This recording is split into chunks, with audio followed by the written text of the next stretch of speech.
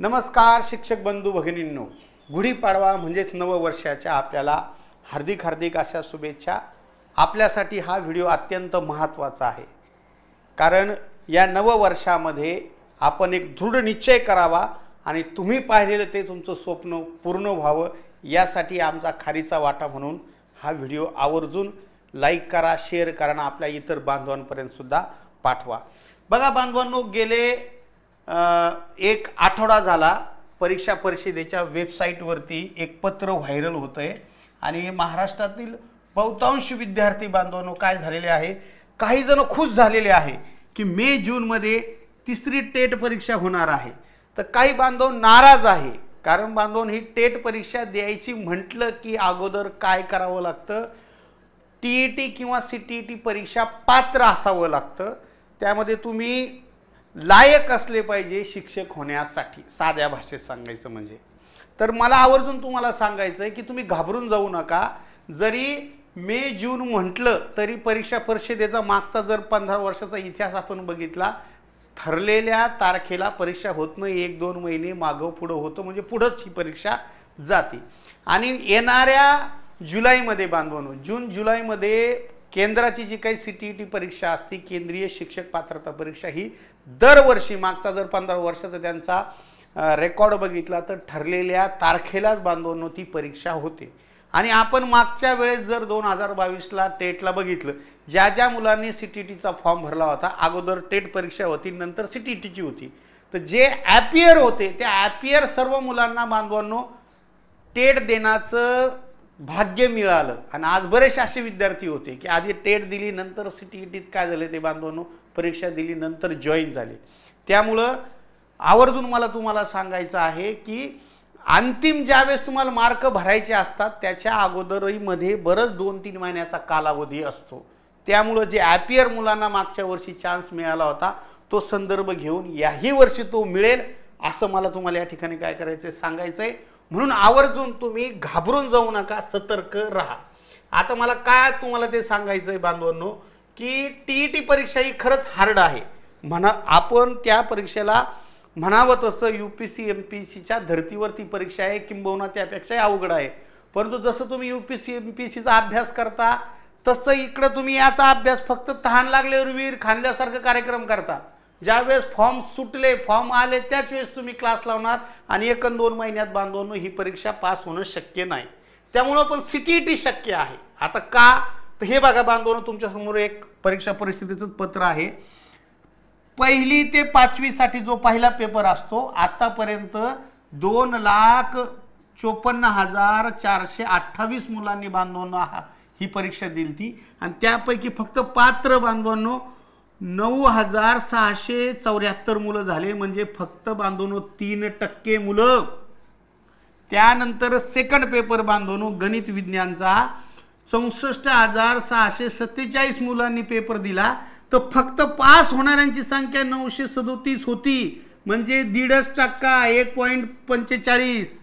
त्यानंतर सामाजिक शास्त्र 1,49,604 मुलांनी बांधवांनो ही परीक्षा दिली, आणि त्यापैकी फक्त 6,711 म्हणजे 4.5%, म्हणजे परीक्षा परिषदेचा 4.5%च्या वरती ह्या टीईटीचा रिझल्ट गेलेला नाही। परंतु मी तुम्हाला ठामपणे सांगतो बांधवांनो, तुम्ही जर केंद्राची सीटीईटी परीक्षा दिली तर ह्या परीक्षेचा रिझल्ट हा दरवर्षी 25%पेक्षा जास्त असतो।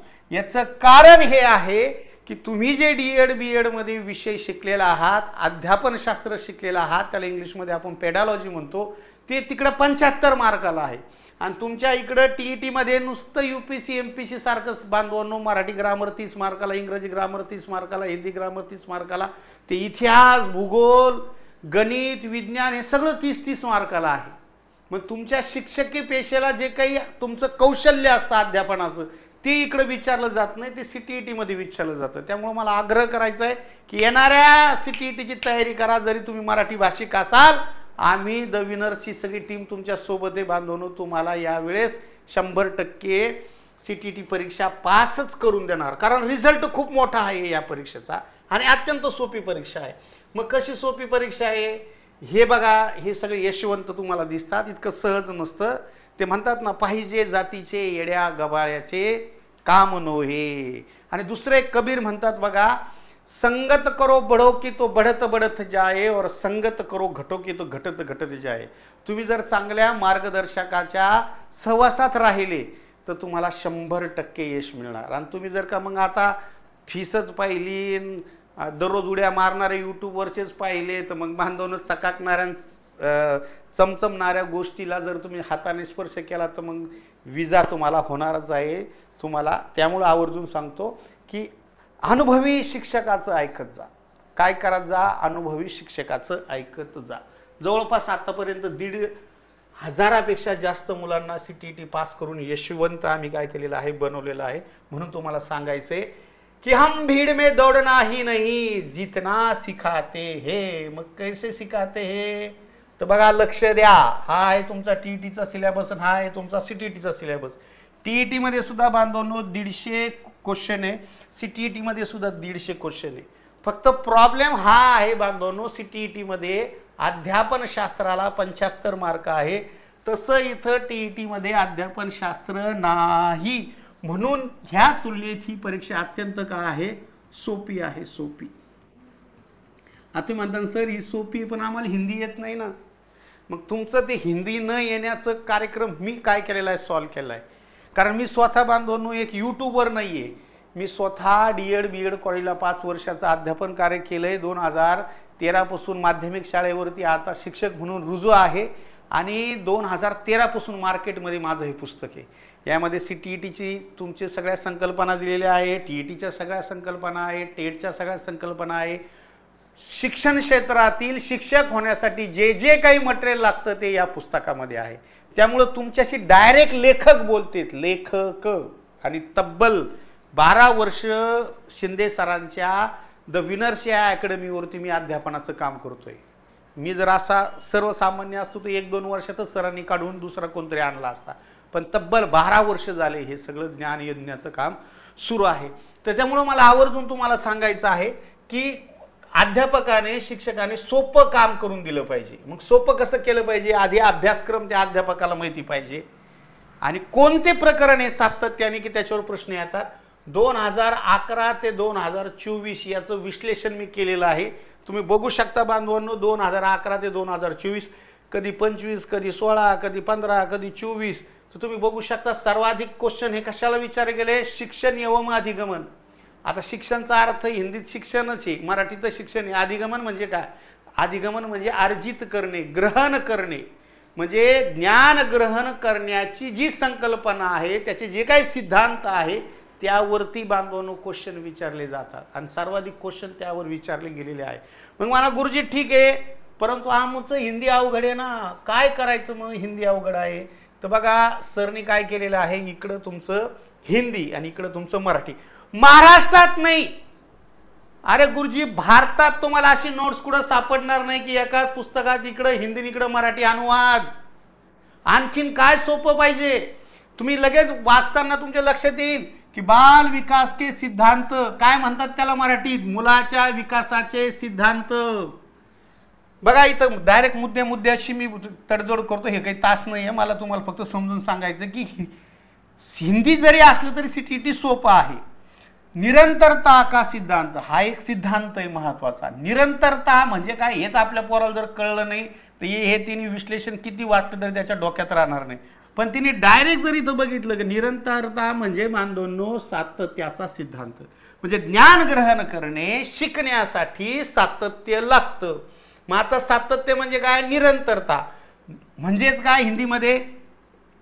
इस सिद्धांत के अनुसार विकास एक न रुकने वाली प्रक्रिया है. न रुकने वाली यानी चलने वाली प्रक्रिया. जैसे शारीरिक मानसिक सामाजिक आदि का संपूर्ण विकास इसी निरंतरता के गुणों के कारण भली भांति होता है, जैसे गर्भावस्था से मृत्यू तक. आता हे पोराला काही डोक्यात बसणार नाही, पण त्याला जर का जोडून मराठी असेल तर त्याच्या डोक्यात बसेल. या सिद्धांतानुसार विकास ही कधी न थांबणारी प्रक्रिया आहे. सातत्यपूर्ण गुणवत्तेमुळे शारीरिक मानसिक आणि सामाजिक इत्यादीचा पूर्ण विकास चांगल्या प्रकारे होतो. कशामुळे होतो? सातत्यामुळे. तुम्हाला जर ज्ञान ग्रहण करायचं असेल तर अध्यापनात शिकण्यात सातत्य ठेवा, आपोआप तुमचा विकास होणार. उदाहरण दिलंय बा, गर्भ अवस्थेपासून मृत्यूपर्यंत मनुष्य हा सतत काही ना काही शिकत असतो. आता तुम्ही म्हणता गर्भ अवस्थेपासून कसं काय, तर तुम्ही महाभारतातलं उदाहरण पहा. आपला अर्जुनाचा मुलगा अभिमन्यू हा गर्भ अवस्थेत असताना चक्रव्यूहामध्ये कसं जाऊन युद्ध करायचं बांधवांनी हे तो शिकलेला आहे.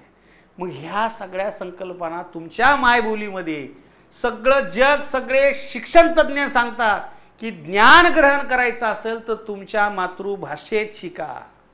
पण आपलं तसं नाहीये. आपण आपलं तुटो झाकून दुसऱ्याची भाषा पाहतो वाकून. सगळं कार्यक्रम झालेला आहे. हे इंग्लिश मिडियम आलं, सेमी आलं. तुम्ही शाळेवर या सध्या 8वी 9वी 10वीच्या, अरे पोराला छोट्या छोट्या संकल्पना सुद्धा बांधवून सांगता येत नाही. अरे आम्ही मराठीतच शिकलेलो आहे ना. आज मी मराठीतच माझ्या सगळ्या डीएड बीएडच्या संकल्पना क्लिअर आहे म्हणून मी हिंदीतही सांगतो, इंग्लिशमध्येही सांगतो. का, मला माझ्या भाषेत समजलेलं आहे ना. मग त्याकरता तुम्हाला CTET आधी तुमच्या भाषेत समजल्यानंतर ऑटोमॅटिक तुम्हाला ती हिंदीमध्ये समजायला लागतं. त्याच्यावरचे प्रश्नही तुम्हाला समजू लागतात. बघा याच्यावरती प्रश्न आलेला आहे 2023ला. तो प्रश्न आपण काय करूया बघूया. जून 2023ला क्वेश्चन आला था. विकास कभी न समाप्त होने वाली प्रक्रिया है, यह विचार किससे संबंधित है. बघा खाली जर पर्याय दिले काय संबंध आहे त्याचा, असं त्यांना म्हणायचंय. अंत संबंध का सिद्धांत है क्या, निरंतरता का सिद्धांत है क्या, एकीकरण का सिद्धांत है या अंत क्रिया का सिद्धांत है. बोलो कौन सा सही पर्याय है. नाही समजत, बरं चला गुरुजी मराठीत बघा. विकास ही कधी न संपणारी प्रक्रिया आहे. कधी न संपणारी प्रक्रिया आणि खालचे 4 पर्याय याचा काय संबंध आहे. परस्पर म्हणजे कधी न संपणारी का, सातत्य म्हणजे कधी न संपणारी का, हो काहीतरी जुळतंय. पण आणखीन पुढे बघूया. एकात्म म्हणजे कधी न संपणारी का, परस्पर संवाद म्हणजे कधी न संपणारी का, हे चूक आहे, हे चूक आहे, हे चूक आहे. कधी न संपणारी म्हणजे सतत चालणारी म्हणजे सातत्यपूर्णचा सिद्धांत. गर्भावस्थेपासून मृत्यूपर्यंत चालणारी संकल्पना म्हणजे सातत्याचा. मग हे सातत्यालाच काय म्हणायचं हिंदीमध्ये, अरे निरंतरता म्हणा. इतकं सोपं आहे. अरे मी काय म्हणतो, शिकवण्याची मार्गदर्शकाची गरजच नाही बांधवांनो. डायरेक्ट तुम्हाला नोट्स इतक्या छान पद्धतीने दिलेले आहे. त्यामुळं तुम्हाला जर का माझ्यावर विश्वास आहे, आमच्या पूर्ण टीमवर विश्वास आहे, तर तुम्ही आवर्जून बांधवांनो काय करू शकता, या नववर्षाच्या गुढीपाडव्याच्या मुहूर्तावरती तुम्ही 30 तारखेपासून संध्याकाळी बांधवांनो 7 वाजता ही बॅच आमची सुरू होणार आहे. ज्याला असं वाटतंय स्वतः पेडॉलॉजी 75 मार्काची मी शिकवणार, गणेश शरद सर शिकवणार, चांदोरीकर सर तुम्हाला विज्ञान शिकवणार आणि अमोल अंतरकर सरांचे व्हिडिओ आपलं इतिहास आणि भूगोलचे तुम्हाला रेकॉर्डेड आम्ही देऊन टाकू. आणि आदरणीय बाळासाहेब शिंदे सर सुद्धा तुम्हाला लाईव्ह येऊन आवर्जून इंग्रजी आणि मराठी काय करणार बांधवांनो शिकवणार. त्यामुळे ही सगळी बाप लोक आहे स्पर्धा परीक्षेमध्ये शिकवणारी. लाईव्ह प्लस रेकॉर्डेड बॅच असती. मागच्या बॅचचे सुद्धा आधीच तुम्हाला व्हिडिओ मी देणार की जेणेकरून आधीच जर तुमच्याकडे व्हिडिओ असेल तर हवं ते प्रकरण हवं तितक्या वेळा तुम्हाला ते काय करता येतं, बघता येतं आणि तुमचा विकास करून घेता येतो. तुम्हाला अडचण येणार ती गणितामध्ये आणि पेडॉलॉजीमध्ये. तर त्यामुळे मी आणि शरद सर दररोज लाईव्ह येऊन तुमचा बांधवांनो तुमच्याकडून अभ्यास करून घेणार, शिकवणार नाही. मला नाही का डायरेक्ट मी टार्गेट देत असतो ते करून घेत असतो. व्हॉट्सअपवरती आपलं सगळं अध्यापनाचं कार्य सातत्याने काय असणार, तुम्ही जरी माझ्यापासून दूर असेल पण व्हॉट्सअपद्वारे आपण कनेक्ट असणार एकामेकाला.